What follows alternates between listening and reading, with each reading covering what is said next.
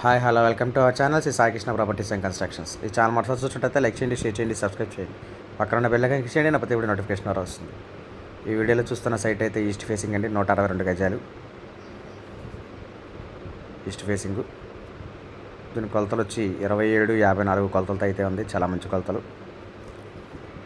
162 గజాలు. కాస్ట్ వచ్చి